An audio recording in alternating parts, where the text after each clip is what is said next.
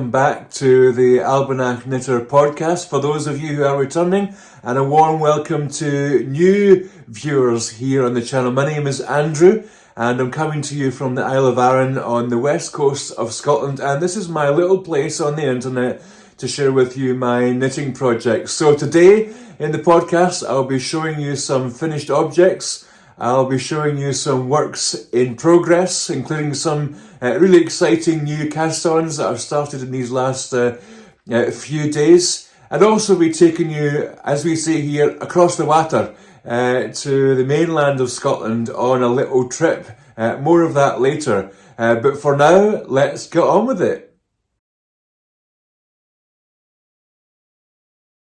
Well, since I saw you last, apart from the little videos about the giveaway, since the last main episode of the podcast, I've been a busy boy, not only in terms of work and life and family, but also on the knitting front. We've had an exciting few weeks as a family. My youngest daughter had her 10th birthday, and tomorrow my wife Tracy has her, I won't tell you the number, birthday, so happy birthday to you, darling, and look forward to celebrating with you tomorrow. But yeah, it's been a good couple of weeks, lots of very busy things going on at work, keeps me out of mischief, I think, but it's been really good too to have the time to get some knitting done, and obviously to enjoy all your comments and questions and comments, yeah, I've already said comments, on the YouTube channel, which has been really encouraging.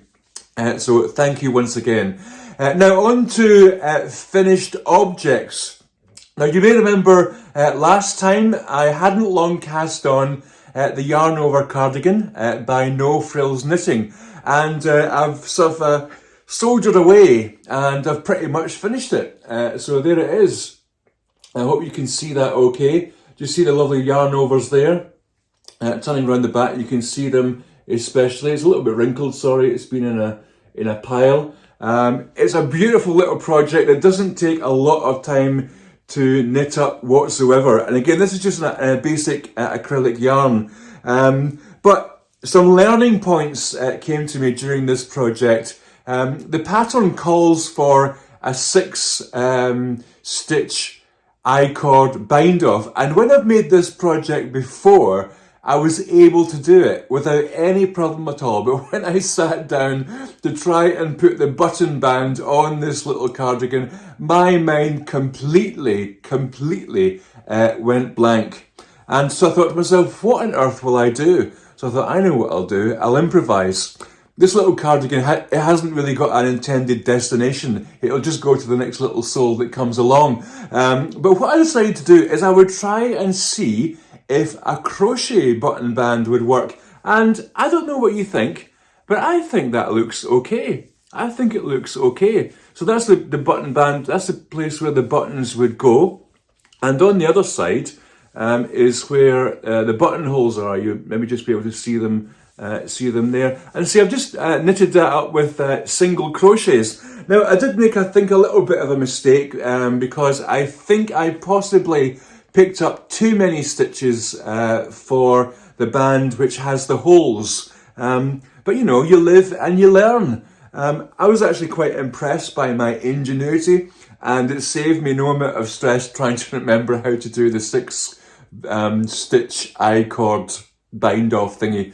Which I have to say is a brilliant bind off. I really enjoyed it last time, but could not remember how to do it. So this little project just needs to go and have some buttons put on it, and I'll be keeping my eye out for some little people. Now, when I did this project before, I've done it twice before, but the last 2 times I've done it with slightly thicker wool and also a 0.5 needle size upwards. So this one is more the sort of 2 to 3 age range, so I'll be on my lookout for some little ones that I can share that with. But really great fun. And you're learning all the time with knitting. You're always learning something with knitting, and I find that really exciting. Now, the next thing I want to share with you is a finished sock. I showed you my sock last time, and I finished up the whole tube, and I started to do a little demo of the afterthought heel. And well, here it is with the afterthought heel in position. and folds up nicely. It looks very sort of regimented there. But that's that one sock finished. And so what you do is you knit the whole tube, and then you put your needles along a whole half of the stitches, picking up, in this instance, 32 stitches. But in fact, I picked up 34 because I find that picking those extra 2 stitches at either side give a little bit more security to where you have to join the afterthought heel. So once you've got your needles in there, you do a little snip of the stitches right in the middle and then unfold the knitting to the left and to the right. Now those little pieces of string, little pieces of wool at the left and the right, then mean you've got some extra yarn in there to darn up any potential holes, because you do potentially get some holes with the afterthought heel and perhaps with other sock knitting, I can't quite remember, but handy to have that yarn in there just to add some extra security to those heels. So there it is. Now I know it's a little bit of a cheat to be showing you one sock and calling it a knitted items. A knitted item, obviously most people do require 2 socks, and I will be knitting the other sock, but you won't be seeing it on the podcast because who's got enough time in life to look at another sock? But they are finished, and I've been very happy with the wool, and which I'll link down below. It feels softer than some of the regular stuff that I've had, and that's important for me because I've got some sensitivity in my feet, which means that I need to have something that is reasonably soft. So there you have it, my 2 finished projects. Now before I go on to show you my new projects, my new works in progress, I wanted to show you another piece of work. This is one of the very first things, it is actually the very first thing I casted on back in about 2014 when I was restarting my knitting journey. Now, are you ready for this? Are you ready for this? Look at this. Isn't this the piece of knitting of glory? I'm not even sure what way up it's supposed to go. But that was my very first piece of knitting that I started with back, I think, about 2014. And would you believe it? This took me about 5 hours to knit. Isn't that funny? It took me 5 hours to knit. And my second piece was a little bit more successful, but with a few trademark holes and lots of joy and awkward stitches and added stitches and goodness knows what. And that probably added another 2 hours to the joy. But I'm so proud of this. I'm so proud of it. I mean, I should really frame it and put it on the wall. But really, I've just been so enjoying seeing steady progress with my knitting. And it's an art. It's an art, and arts take some perfecting. So last time I told you I was about to embark on 2 new projects. And the first of those was to start on a new fisherman's cap. And I've made a start. I bought some wool from John Lewis, which is here on, you can't quite see it, there's a green, there's a red, there's a yellow here, and there's a grey. I got in the John Lewis sale, and I've managed to cast on the headband for this, and I'm very pleased with it. You can see the grey in there, the yellow giving the definition to the shape, and there's actually a little green, teal green band just popping through. You can't see it quite so well. Oh, there you go. It's coming through now. So you start off with the rib, with the 144 stitches with the rib, and then you knit your first pattern. Now, the hat from here doesn't go that way, because what I'm about to do now is knit a purl row and then turn it inside out.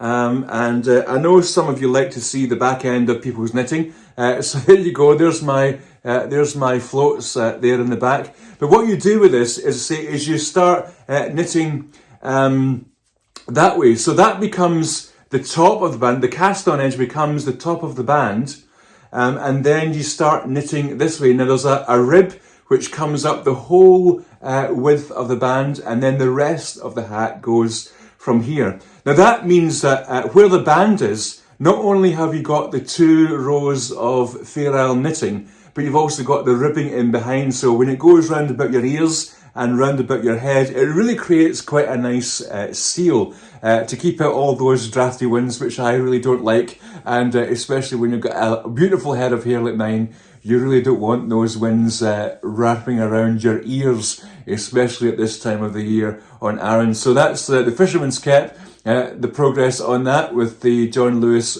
Rowan tweed yarn. And I'm really enjoying working on that. Now, thank you so much to so many of you who offered your suggestions for sweaters, for jumpers, for my daughter. Her birthday is actually in the end of March. And so I wanted to have a little bit of a lead time to get started on a jumper. You gave so many wonderful suggestions, and I presented many of those suggestions to her. But you know, being a teenage girl, doesn't communicate that much, but managed to eventually get her focused on a sweater that she would like for her birthday. And what I've settled on is a pattern from Petite Knits, and it is the Monday sweater. You can see the pictures on there. That is, of course, from the pattern. So the Monday sweater from Petite Knits, and I've made a start on it. And again, it's been really good fun. So it's a top-down sweater, and as you can see, I've made a start on the yoke. It starts off with some with the collar here. Now this was a new experience for me doing this collar, because what you do is you knit forever rows of ribbing, and then you do some weird jiggery pokery halfway through the middle, and then you double over the ribbing and join it together, and it makes this really nice, soft and bouncy rib collar. And then you go on to add the German short rows. These are the extended German short rows here at the back. And then you're also, while you're doing the German short rows, you're adding the raglan increases. Now, all of that is way beyond my natural comfort level. I had to do the collar twice because I had to do it twice. I can read the instructions and I'm fairly fluent with this sort of stuff, but I just had to do it twice. But I really enjoyed it. And then the whole sort of German short rows. Now, I think I've done German short rows before, but I think I've done them wrong. But this time I tried to concentrate on getting them right. And so this started to knit up really beautifully. And you can see that good bit of German short row as well. Now, the other thing that's a learning point for this was the raglan increases. I have done jumpers before with raglan increases at the shoulders, the front and back, but I have never done a sweater from the top down, starting with the yoke, where you do raglan increases. So that's been a learning point, especially the learning point has been the make one left and the make one right. For the first maybe 10 rows, I had to sit with my phone and a little bit of a web page to remind me how to do make one left and make one right. But now as I've made progress down the sweater, I think I can just about remember how it's supposed to be. What I can't do though is, even though I know what stitch I'm coming up to, I can't remember whether it's a make one left or make one right. But never mind. But I'm making this sweater with some yarn that I already had in my stash. And I don't know if you can see it, but this is a blue-faced Leicester yarn, 100% wool, from Willie Knit, which is a company here in the UK who do some lovely wool. So this is 100% natural blue-faced Leicester, and it's been dyed, and I think it's a mid-brown colour.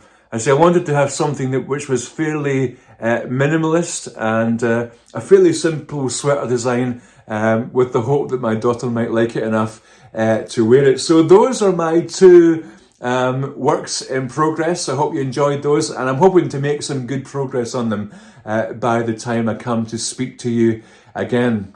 But we're now going to go on a little bit of a journey. I had an opportunity just a couple of weeks ago to go and visit my mum, and wanted to take you with me and show you some more of our beautiful countryside, but also to continue a little bit of my knitting story. So let's go catch the ferry.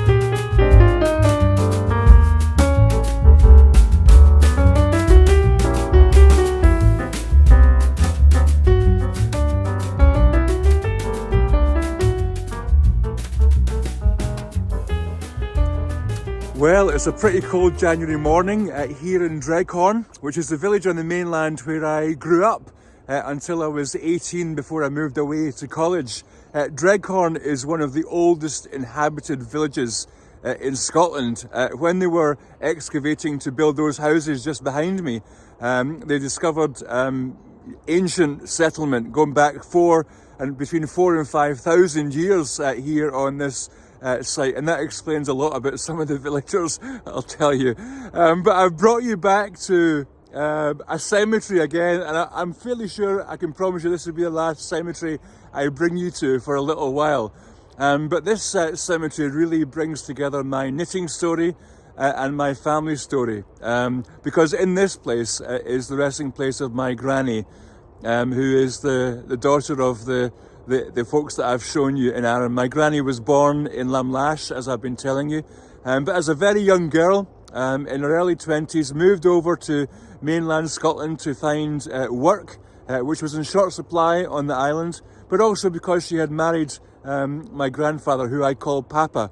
Papa had gone to Arran on camp with the Boys Brigade, which is a boys' organisation here in Scotland, and they met during one of those camps, and the rest, they say, is history. My granny was a huge knitter. She loved knitting, and in fact she taught me first to knit when I was a little boy, around about 7 or 8 years old, and I had 2 sticks, that's all I can describe them as, 2 sticks and a ball of garden twine, and that was the beginning of my knitting story as a child, which of course I later picked up on later as an adult.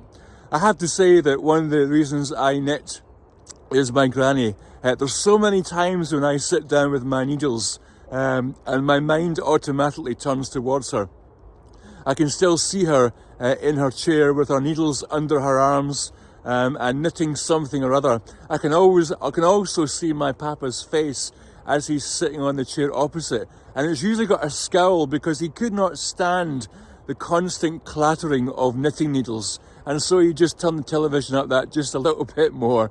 Very happy memories of them. But my granny and my papa are here in this cemetery, and here's the grave of Helen McDowell, my grandmother, and her husband George Laurie Blair. This is nearly 25 years since we lost my grandmother. As you can see, she was 59, which is so young. But I miss her dearly, and there's hardly a day that goes by when I don't think of her. So I like to think a good bit of my knitting is in testimony to my granny. And so there we go, the final link in the story. And it was good to spend some time with my mum last night. And of course, we were watching the telly and we were sitting, knitting.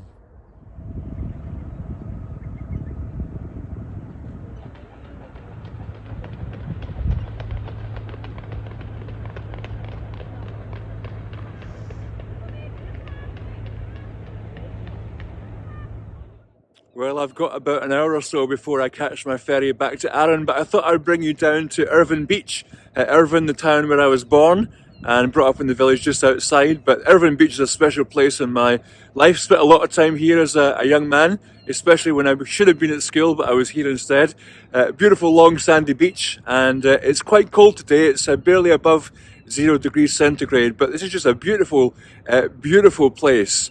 And often well used by locals walking their dogs, and in the one day of summer that we get, this beach is usually packed with people. But it's just a beautiful spot, and if I turn you around, just behind me there on the horizon is the Isle of Arran, and you can't really see it very well in the video because of the light and the clouds and the sun, but so many times I've sat on the beach here and looked over to Arran.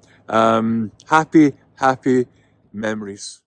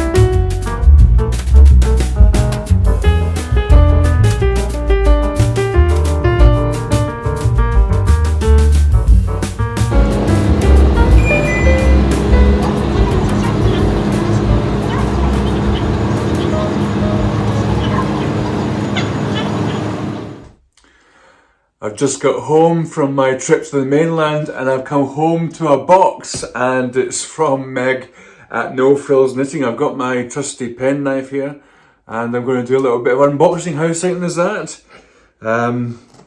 Meg's a great gal. She runs a great shop and I'm really excited to see what's in here. She said it was a congratulations. I don't know why it's a congratulations, because you are the folks that have done all the signing up and subscribing and goodness knows what else. And wow, my goodness. I got a little card there from Meg, and it says, "Hey Andrew, happy YouTubing. Here's a few things you can use to keep growing your channel. Lots of love, Meg." Oh, thanks so much, Meg. Oh, there's some lovely, oh my goodness, what we got here. And looky here, she's even made some suggestions. Something in that parcel for warm toes. Something in there all ready for the Lent knit along, if you fancy it. And then here, another colour work something, a snood, that's a suggestion. How about a colour work hat? Well, it is nice opening some gifty things, isn't it? And what we got here, this is the one that says something about toes. And I think I can recognise what this is. Schools are ruffling, but you have to have some ruffling. Oh wow, some nice new sock yarn, look at that. Some Regia sock yarn. Actually smells quite sheepy. Haven't noticed that before from your Regia stuff, and actually it feels nice and soft, so maybe they've done something to the wool. Now this next parcel says another colour work something, snood, she recommends. Let's have an open. Again, sorry about the rustling, but isn't it just exciting rustling? It's like Christmas all over again. Oh wow.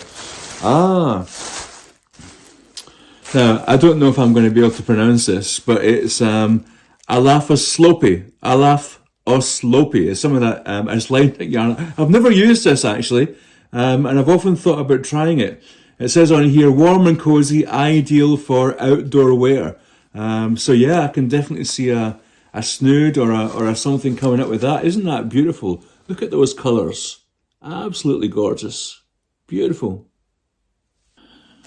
Now everyone knows my love for a nice colour work hat, and that's what Meg is suggesting here. So more ruffling. Let's see what we got. Oh, they're lovely. Wow. Some nice muted tones. Some Let Lopi. I've never used Let Lopi before. I've often had a squish of it, and especially in Meg's shop, I've had a squish of it in there. And it's absolutely beautiful. Nice, thick. Like you can feel that, you can always feel that it's like going to be really warm and cozy around your neck. I can see some snoods or hats or something coming my way. Thanks so much. And finally, all ready for the Lent knit along. There's a little church down in Bristol that have been running a Lent knit along with some simple patterns. Just knit some pearls and oh wow, it's a nice, oh wow, that's lovely and soft. Let's see what it is. World of Wool Marble. It's a 80% merino wool and 20% silk. Wow, DK wood, that's lovely. It's lovely and soft. And look at that nice green colour.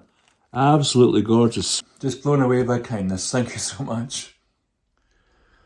I do want to say that Meg sent those gifts entirely as a personal gift. She wasn't expecting any appearance on the podcast, but again, thank you so much to Meg. And because I have been talking about her little shop and her business, I've clicked the paid promotion button, not because I've been paid, but just as a heads up that I've been speaking about her business. So thank you once again, Meg. Now I wanted to take you back up to Sannox and to show you the next exciting part of our development up there as a project. We are in a huge 12-year long process of renovating the buildings. All of the work has been done entirely on donations, and I want to show you the next part of the development up there, mainly because very soon we're hoping to hold some knitting retreats, and when we're able to complete this next part of the project, we'll be able to host so many more people. So let's go up to Sannox and see the next stage of the project.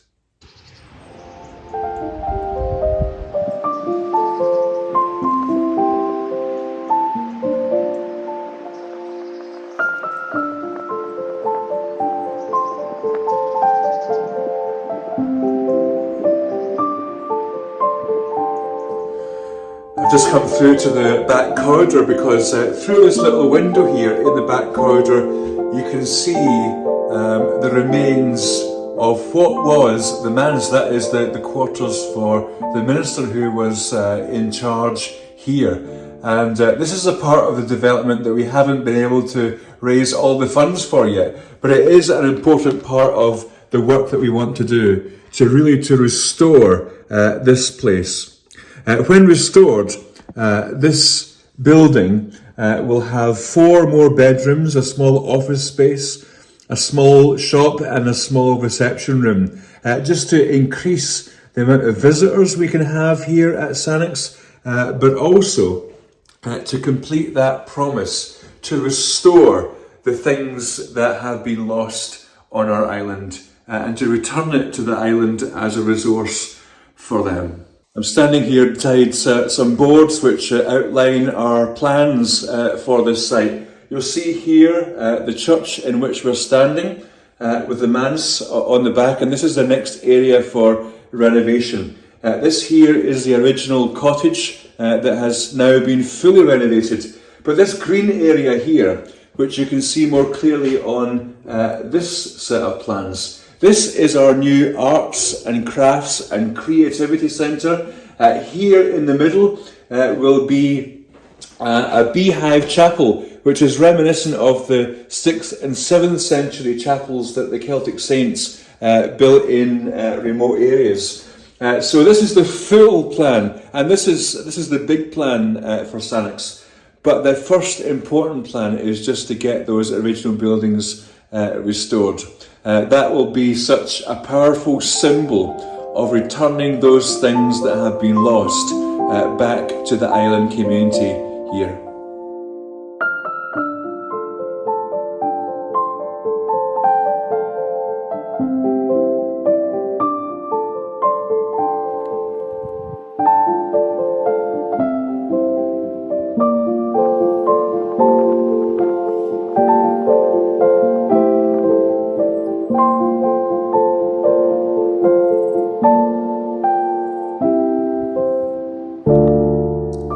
A full restoration of these buildings would be such a special thing in symbolically giving back to the island the things which it has lost, but also to continue our work in helping to restore people and to restore peace and to restore well-being to them as they come and meet with us here at Sannox. We'd love to be holding more events, especially some lovely knitting retreats, and we're looking forward to doing that in the very near future. But getting that beautiful little manse finished will just be something extra. It's a space for more people to come and enjoy this beautiful space.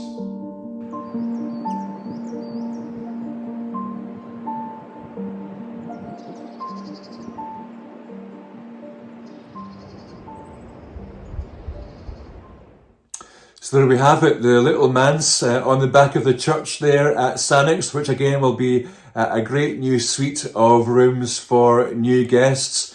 Now, if you are interested in supporting us, we're a good way along in getting some of the funds together for that. But if you would like to support us, there's a link down in the description about the project and also how you might be able to donate if you would like to do so. We would love to fulfill that promise in getting that little building done.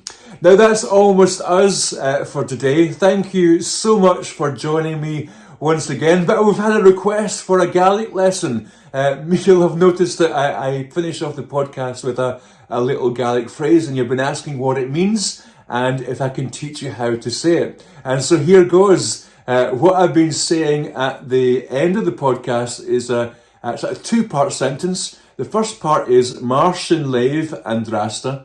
Mar sin leibh andrasta, which means bye for now. Mar sin leibh andrasta. And the second part of the phrase is Bianach Jearut. Bianach Jearut, which means the blessings of God be upon you. So it's Mar sin leibh andrasta and Bianach Jearut. Now that leibh there, it's one of those words that's used to address lots of people, or if you're being polite, a little bit like what the French language does. So leibh is the the plural, but let is if you're just saying to someone, one person or one person that you know, so it changes a little bit there depending on your circumstances, so just to give you a heads up for that. I know you'll be going out to use your new Gaelic phrase everywhere you can possibly go, but it does remain for me to say now, Martian Leif and Drasta, Agus Bianach Jagut. Take care, and God bless.